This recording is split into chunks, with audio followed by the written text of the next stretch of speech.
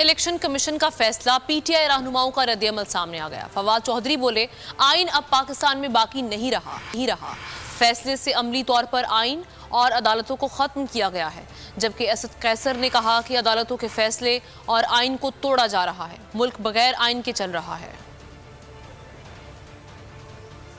आज ये नोटिफिकेशन किया गया है रात के अंधेरे में, आइन के ऊपर मैं समझता हूँ इसको एक हमला ही समझा जाएगा, क्योंकि इसके नतीजे में तो पाकिस्तान में आइन जो है वो तो फिर ख़त्म हो गया।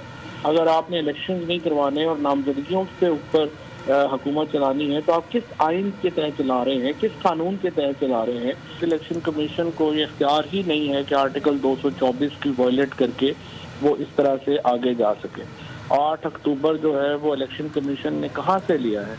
अगर आइन के मुताबिक ही नहीं है, सुप्रीम कोर्ट की जजमेंट को वायलेट कर रही है इलेक्शन कमीशन। इन्होंने जो किया है, इन्होंने तो इसका मतलब ये है कि इन्होंने सुप्रीम कोर्ट का फैसला जो है ना उसको मानने से इनकार कर दिया है, और ये सब इसके ऊपर कंटेम्प्ट लगेगा।